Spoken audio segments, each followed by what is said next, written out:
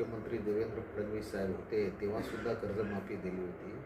अजूनही ग्रीन याद्या अजूनही कर्जमाफीच्या पेक्षा वंचित आहे.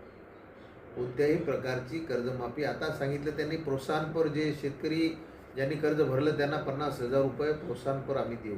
अरे मागचेच पैसे तुम्ही अजून दिले नाही तर आताचे पैसे कधी देणार आहे? ही सर्व भूलथापा आहे. त्याच्यातल्या अटी अजून त्यांनी सांगितलेल्या नाही. मला सांगा की माझ्या वडिलावर समजा 2-3 लाख 4 लाख रुपये कर्ज होतं. 2 लाख रुपये जरी कर्ज होतं ते माझे वडील वारले. आता त्याचे वारस आम्ही 3 आहोत. आम्ही 3 वारस याच्यामध्ये काही तरतूद राहत नाही की वारसाला त्या कर्जमाफीचा फायदा मिळणार. माझे वडील तर वारले, ते कायमस्वरूपी असं पुढं चालत राहील. तर ह्याच्यामध्ये सुद्धा कुठंतरी तोडगा निघाला पाहिजे की जो व्यक्ती मयत झालेला आहे त्याच्या नावानं जुनं 2 लाख रुपयाचं कर्ज आहे त्याला माफी करण्यासाठी त्या ॲपमध्ये जाण्यासाठी काहीतरी त्याच्यामध्ये ऑप्शन निर्माण करायला पाहिजे. ते काही राहत नाही. त्याच्यामुळं या कर्जमाफीचं फक्त ही घोषणा आहे. कर्जमाफीचा फायदा प्रत्यक्ष शेतकऱ्यांना काही नाही. मागच्या जानेवारी महिन्यात तुम्हाला सांगतो यवतमाळ जिल्ह्यामध्ये 23 आत्महत्या झाल्या. 23 एका महिन्यात 23 आत्महत्या. आणि त्या आत्महत्या ज्या झाल्या त्या 55 वर्षाच्या आतील सर्व शेतकरी बांधवाचे झालेल्या आहेत. एवढी दयनीय अवस्था झालेली आहे शेतकऱ्याची. कुठं काय कर्जमाफी हे ते फक्त आता हे भूलथापा देऊन लोकांना थोडासा काहीतरी दिलासा दाखवण्याचा प्रयत्न आहे. परंतु मला वाटत नाही प्रत्यक्षात शेतकरी या ठिकाणी खऱ्या अर्थानं खुश आहे. शेतकरी प्रधान देश आहे असं आपण म्हणतो.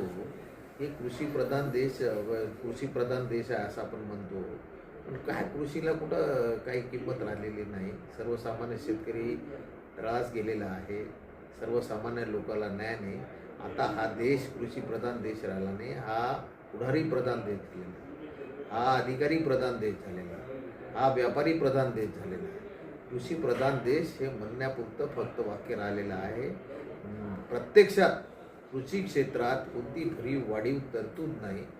प्रत्यक्षात विमा लोकांना मिळत नाही. अशा अनेक वेळा जे काही संकट येते शेतकऱ्यावर त्यावेळेस जी भरपाई त्यांना मिळायला पाहिजे ती सुद्धा मिळत नाही.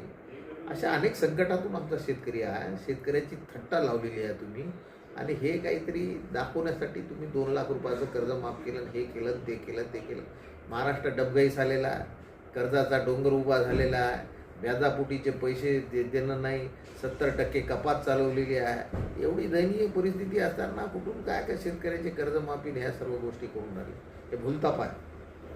आज CCIची खरेदी सुरू आहे. CCIची खरेदी यांनी बंद केली होती.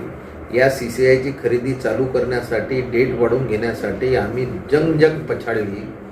CCIशी बोललो, मंत्र्याशी बोललो, मुख्यमंत्र्याशी बोलणं झालं तेव्हा कुठं काही थोडीफार डेट वाढलेली आहे. आज लोकांचा घरात कापूस आहे. कापसाच्या किमती कमी झालेल्या आहे. CCI सेंटर जर बंद झाले तर कापसाचे रेट अजून डाऊन या ठिकाणी होणार. म्हणून CCI सेंटर तर चालू करण्यासाठी आम्हाला रात्रंदिवस एक करावं लागलं. रात्रंदिवस लोकांशी बोलावं लागलं. म्हणजे या सरकारच्या मनात काही केंद्र सरकारच्या मनात CCIच्या मार्फत शेतकऱ्याचा कापूस घेण्याची काही इच्छा नाही त्यांची. फक्त कोणती तरी घोषणा एखादं वाक्य घोषणा करतो आपण बस तेवढं ते लोकात खुश होते. लोक पाहतेत वाचतेत लोकांना वाटतं वा वा वा वा. काही प्रत्यक्षात अंमलबजावणी कुठं आहे? अंमलबजावणी 0 आहे. जनतेला काय संदेश एकच आहे जनतेला की सरकारच्या भरोश्यावर तुम्ही काही करू नका. सरकारवर तुम्ही अवलंबून राहू नका. स्वतःच्या पायावरच तुम्हाला उभं राहावं लागणार आहे. स्वतःच आपला निर्णय घेऊन कोणती तुम्हाला सबसिडी मिळणार नाही. कोणत्याही हे जे काही भूलथापा आहे जे काही तुम्हाला बजेटमध्ये दिसते केंद्राच्या राज्याच्या बजेटमध्ये काही नाही. आपण स्वतःचा निर्णय स्वतःच घ्या. स्वतःच मेहनत करा. स्वतःच्या पायावर उभं राहा. सरकारवर अवलंबून काही करू नये असा मताचा मी झालेला आहे.